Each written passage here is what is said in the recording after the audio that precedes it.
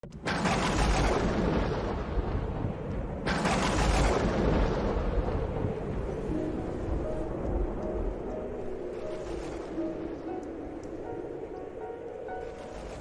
Seigneur soit avec vous. Et avec votre esprit. Évangile de Jésus-Christ selon saint Luc. Gloire à toi, Seigneur. En ce temps-là, comme la foule s'était rassemblée par milliers au point qu'on s'écrasait, Jésus, s'adressant d'abord à ses disciples, se mit à dire : « Méfiez-vous du levain des pharisiens, c'est-à-dire de leur hypocrisie. Tout ce qui est couvert d'un voile sera dévoilé, tout ce qui est caché sera connu. Aussi tout ce que vous aurez dit dans les ténèbres sera entendu à pleine lumière. Ce que vous aurez dit à l'oreille dans le fond de la maison sera proclamé sur les toits. Je vous le dis à vous, mes amis, ne craignez pas ceux qui tuent le corps, et après cela ne peuvent rien faire de plus. Je vais vous montrer qui vous devez craindre. Craignez celui qui, après avoir tué, a le pouvoir d'envoyer dans la géhenne. Oui, je vous le dis, c'est celui-là que vous devez craindre. Est-ce que l'on ne vend pas 5 moineaux pour 2 sous? Or, pas un seul cheveu n'est oublié au regard de Dieu. À plus forte raison, les cheveux de votre tête sont tous comptés. Soyez sans crainte, vous valez plus qu'une multitude de moineaux. Acclamons la parole de Dieu. Louange à toi, Seigneur Jésus. Que ton amour, Seigneur, soit sur nous comme notre espoir est en toi. Il y a dans ce psaume, dans cette ancienne du Alléluia, une simultanéité. Si notre espoir n'est pas en Dieu, son amour n'est pas sur nous. Donc la condition pour que l'amour de Dieu repose sur nous, c'est l'espoir, c'est l'espérance, c'est la foi que nous devons mettre en Dieu. Et vient la question, avons-nous foi en Dieu? C'est très facile de dire, je crois en Dieu, c'est très facile. C'est très facile de dire, Seigneur, j'ai confiance en toi.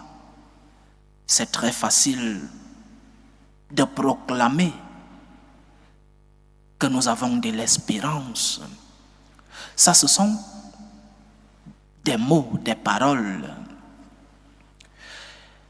Mais quand vient la pratique, notre espoir est-elle entre les mains de Dieu?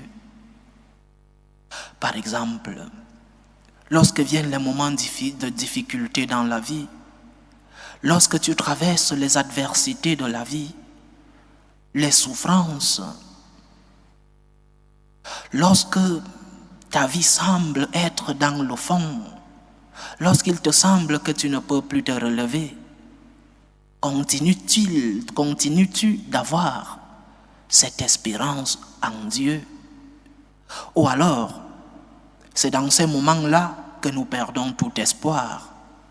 Et lorsque nous perdons cet espoir, l'amour de Dieu n'est pas en nous. Si nous suivons la logique de cette ancienne, que ton amour, Seigneur, soit sur nous, comme notre espoir est en toi. Si nous perdons l'espoir en Dieu, si nous perdons cette espérance, alors l'amour de Dieu s'éloigne de nous. Et reposons-nous la question,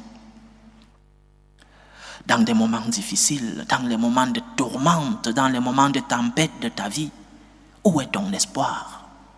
Où est ta foi? Où est ton espérance? Parce que la foi, si elle ne nous sert à rien dans ces moments de difficulté, alors ne la proclamons pas. Ne disons pas « je crois en Dieu ». À quoi te sert la foi si elle ne peut pas te soutenir dans ces moments de difficulté?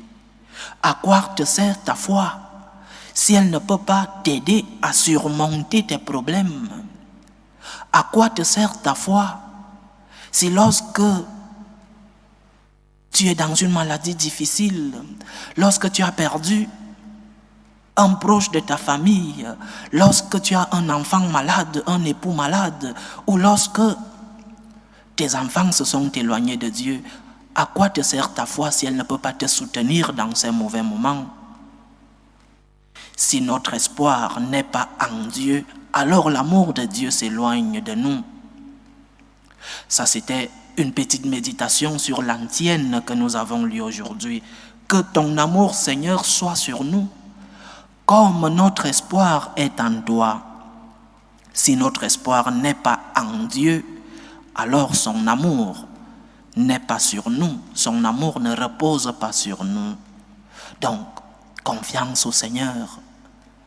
Confiance dans les bons moments, parce que parfois, le succès nous rend si orgueilleux, le succès nous rend si soûls, que parfois nous oublions que ce que nous avons nous vient de Dieu. Confiance en Dieu dans tes moments de succès, dans tes moments de gloire. Mais confiance aussi en Dieu dans tes moments de difficulté, dans tes moments de douleur, dans tes moments de souffrance. Lorsque le sol sous tes pieds semble s'écrouler, confiance au Seigneur.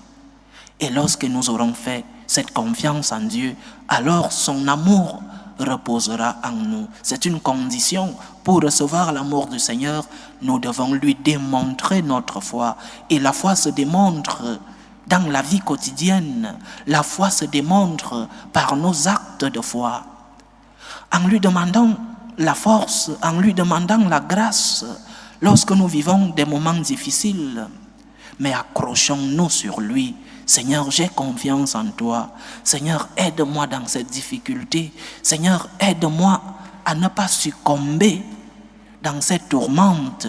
J'ai confiance en toi. Mais l'Évangile nous parle d'un thème très important. L'Évangile nous parle du levain des pharisiens, le levain des hypocrites. En quoi consiste ce levain? L'hypocrisie a deux dimensions. Il y a deux types d'hypocrites.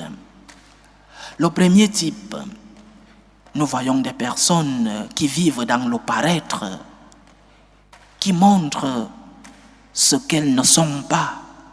Des personnes qui montrent, qui prétendent être bonnes, mais qui à la fin sont d'autres personnes. Et dans ce cas, nous sommes tous des hypocrites. Moi aussi, nous sommes tous des hypocrites parce que beaucoup de fois, nous montrons une figure que nous ne sommes pas. Nous montrons aux autres ce que dans le fond, nous ne sommes pas. Nous sommes des pécheurs. Mais il y a une différence entre celui qui montre ce qu'il n'est pas et celui qui essaye de vivre, qui essaye de changer. Imaginons-nous un fumeur qui est en même temps un père de famille ou un médecin et qui a un fils qui commence à fumer.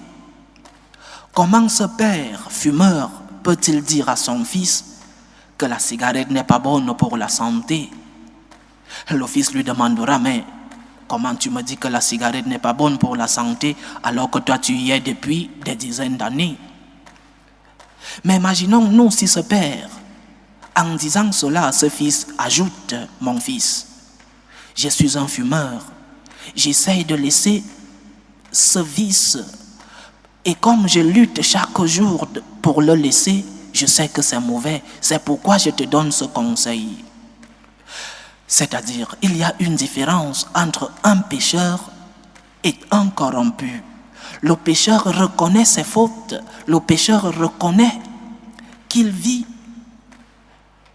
dans de mauvaises situations, le pécheur reconnaît qu'il est en train d'œuvrer mal, mais le pécheur lutte pour se relever chaque jour. Et celui-là est légitime de donner un conseil. Celui-là est légitime de dire, oui, ce que je fais n'est pas bon, mais je te conseille de ne pas le faire. Ça, c'est le premier type d'hypocrite. des personnes qui montrent à l'extérieur ce qu'ils ne sont pas à l'intérieur. Mais il y a un autre type. Des personnes qui ne veulent pas abandonner les mauvais comportements qu'ils ont. Mais comme ces personnes veulent vivre, ceux-là ce sont des corrompus, comme ces personnes veulent continuer de vivre dans ce mauvais comportement, enseignent aux autres que ce qu'ils font est bon. Comme je n'arrive pas à sortir, revenons dans le cas de ce père fumeur, comme il n'arrive pas à abandonner la cigarette, alors il enseigne aux autres que fumer est très bon pour la santé. Et ceux-là sont plus pires. Ces hypocrites sont plus pires parce qu'ils engagent d'autres personnes, ils propagent un mauvais enseignement. Donc le Seigneur nous demande d'être attentifs à ceux-là qui nous donnent des conseils. Si celui qui te donne un conseil essaye lui-même de vivre malgré nos péchés, malgré les chutes, malgré les faiblesses, mais si la personne qui te donne un conseil essaye de changer, alors cette personne est digne d'être écoutée. Mais si la personne qui te donne un conseil ne bouge pas le petit doigt, alors cette personne n'est pas digne d'être écoutée. Demandons au Seigneur de nous donner une foi forte, une foi qui est basée sur le ciment que lui-même est, Jésus-Christ. Demandons-lui de pouvoir, dans nos moments de difficulté, avoir cette espérance en lui, mais demandons-lui aussi de pouvoir enseigner ce que lui-même nous a enseigné et de mettre en pratique, ou du moins d'essayer de mettre en pratique ce qu'il nous a enseigné. Que le Seigneur nous aide. Loué soit Jésus-Christ. À jamais.